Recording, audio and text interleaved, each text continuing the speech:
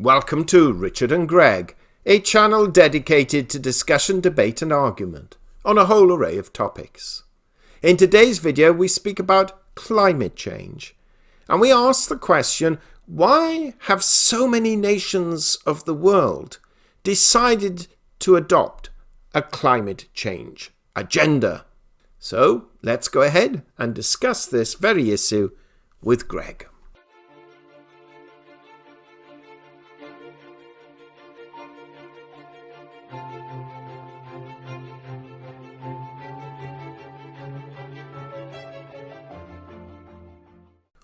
Welcome to Richard and Greg.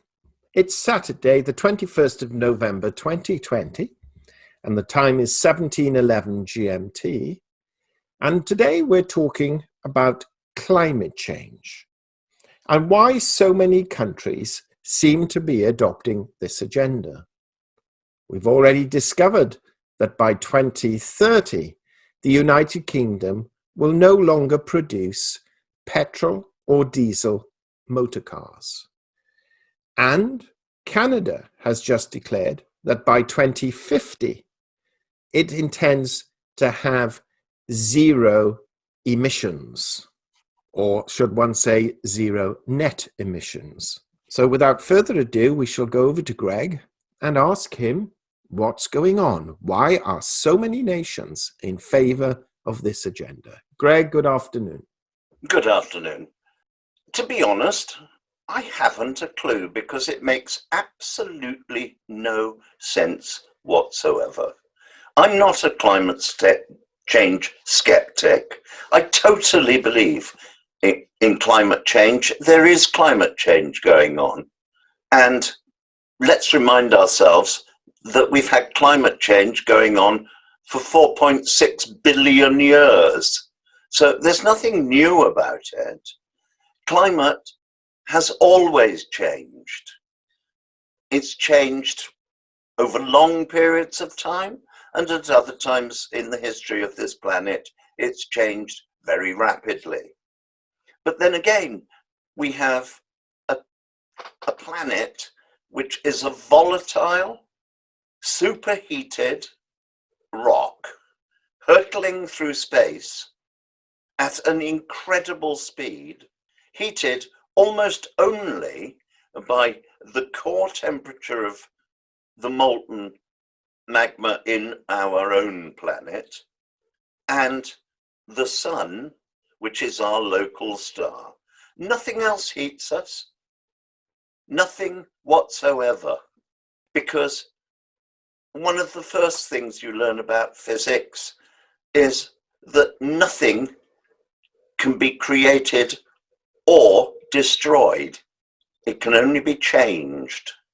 And mankind's input to this is absolutely minuscule. It is on a par with a flea climbing an elephant's leg with intent to rape. We have done very little to alter anything on this planet. We are very much controlled by the planet and by the sun, right down to the fact that we tend to get up when the sun does, and we tend to go to bed when the sun goes to bed.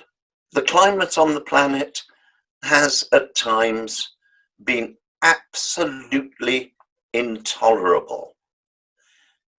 It is believed that at one stage it rained on every part of the planet for between 10 and 20,000 years, and it rained 24/7, every day, all day, for 10 to 20,000 years. At another stage in the planet, in its climate changing, there was an open gash across Siberia that poured out magma for 10,000 years, just as there had been one just the same in not the country-wise, not continent-wise, of India, on more or less the Pakistan-India border on the west coast, which also poured out magma for tens of thousands of years. We had Pangea, where all of the land masses on the planet were joined together and they broke up. And we had Gondwana, where they went through a process similar in outlines to our present continents. Those continents are drifting apart. And many people do not realize that somewhere on Earth, there are up to 10 volcanic actions every single day. Many of them one barely feels, but our planet is perpetually on the move. Of course there's climate change. Only a fool would try and deny it. But only somebody of the most staggering conceit, probably that's why politicians are so involved in it, would believe that mankind was of such consequence that we had any input to this that was even measurable. There is no definitive proof. There are no actual experiments which can be produced to show that mankind is raising or lowering the temperature. The temperature on the planet, we have been very fortunate over the last few thousand years, has been pretty stable. There have been periods like the Roman warm period, when wine was growing right the way up to Scotland. There have been other periods in modern history where there has been a spread of ice, such as the mini ice age of the mid 1800s. These changes occur. They have nothing to do with mankind, but by heaven, they don't half affect us. At the moment, we have our government in Britain dashing around saying that they will ban the internal combustion engine. It's even worse than Richard said. It's not a matter of we won't make any more. They will not be available for sale 10 years from now. We will instead have electric cars. Well, good luck with that one. We haven't even got enough production of electricity to stably and securely supply electricity without importing electricity from overseas, produced in the main in French nuclear reactors. It takes about 15 years to build a decent sized nuclear power station. I can see one from where I live. I only have to drive a couple of miles to reach a vantage point where I can see two others. But these are the earlier generation and are now defunct in terms of producing electricity. We are desperately short of reliable, sound production of electricity. We cannot possibly, not for a moment, contemplate producing enough electricity to power the 36 million cars we have on our roads, leave alone the lorries, trucks, buses, and the like. So I'm sorry, I see it as a lunatic's pipe dream. Let us also consider, how do you power an electric car without pollution? You have to plug it in to an electric supply. The electricity, the only reliable source of electricity in this country, is nuclear, because the wind can't be relied on, and definitely the sun can't. Look at the last few days. So that isn't going to work. Then consider batteries. Well, looking around, the average electric car be it a Tesla or any other of these toy cars, has between 6 and 8 very large batteries, larger than the normal battery for the ignition on a lorry. They are very large and very heavy. Now, I've said between 6 and 8 in above the chassis in a car. Well, firstly, what happens, since they are classified as a toxic waste, in a car accident where they get smashed or broken open? Well, let's pass on from that for a moment. Life expectancy on these batteries is claimed to be 15 years. Can somebody tell me of any electrical piece of equipment made within the last 10 years that is still working in their household? Electrical goods are notorious for letting you down. I have personally sawned that signed off the road as unfixable 3 Renaults, purely and simply because Renault's electrical wiring looms are diabolical. They are prone to failure.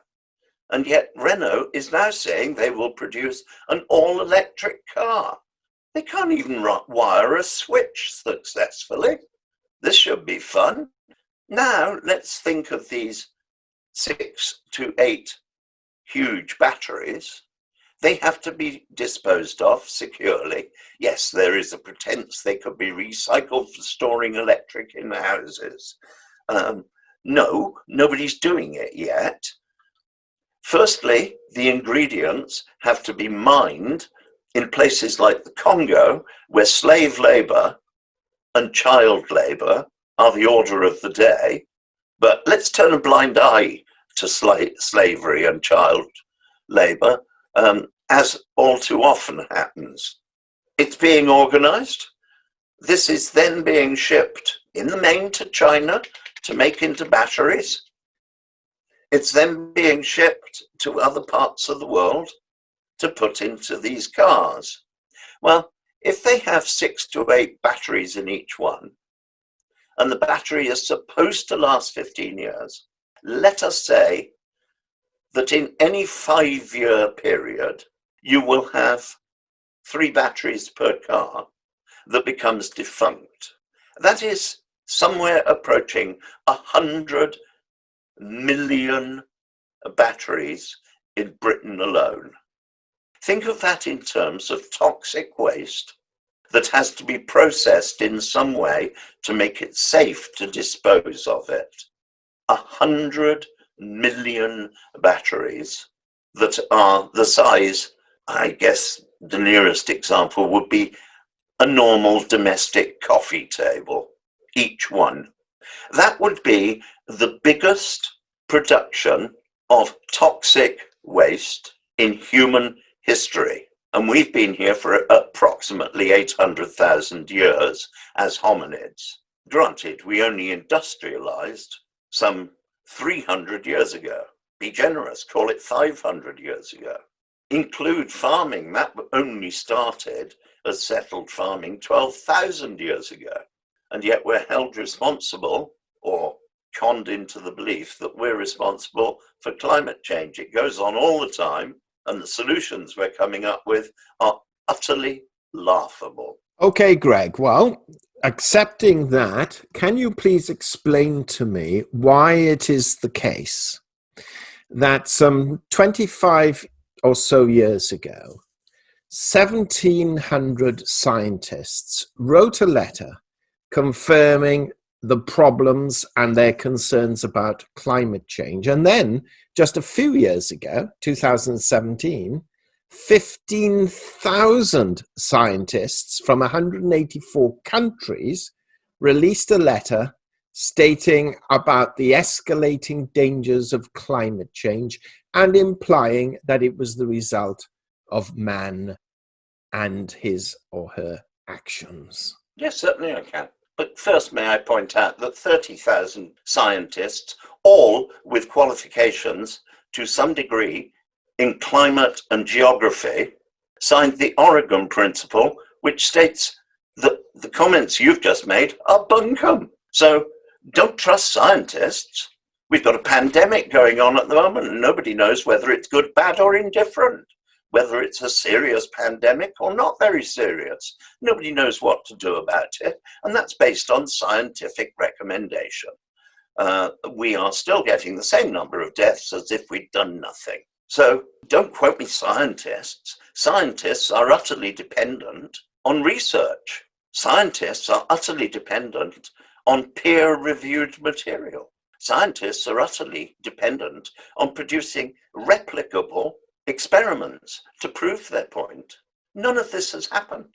However, scientists have received immense grants for research to come up with the answers that are wanted by the people who provided those grants. I do not deny that there are absolute fortunes to be made out of conning the public into believing that we can change the climate.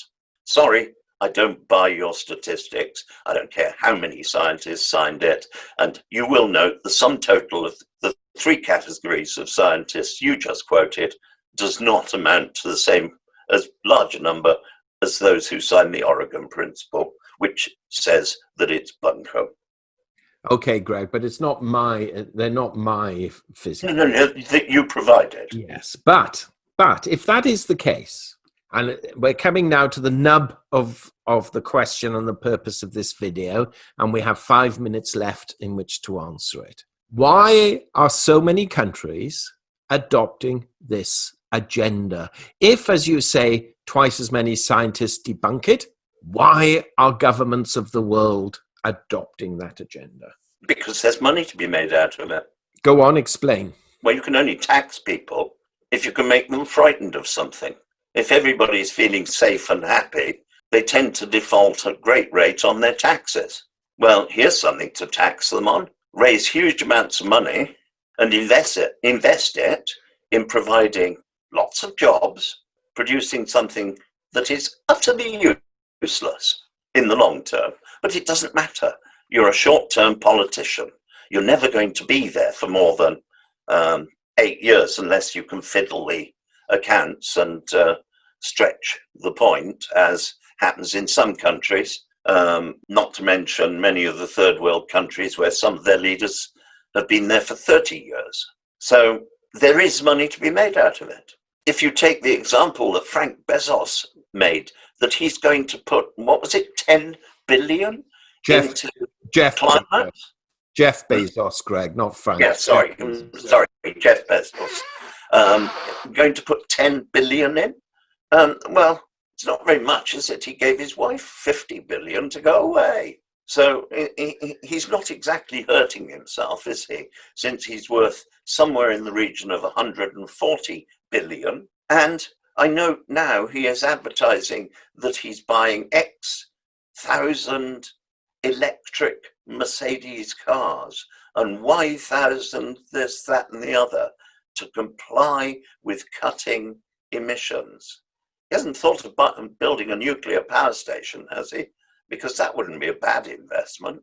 I'm sorry, I see it as a super con of the gullible by the foolish. And that's a good point in which to end. Greg, thank you very much. My pleasure. We hope you enjoyed that discussion, and if so, kindly subscribe to our channel and press the bell sign so that you are notified of our videos as and when they are published. And also in the description box below, we place links to certain books, articles, and programs which you may find of benefit, and for which we will receive a small commission should you purchase through our link. And this will help support our channel and to enable us to develop it further.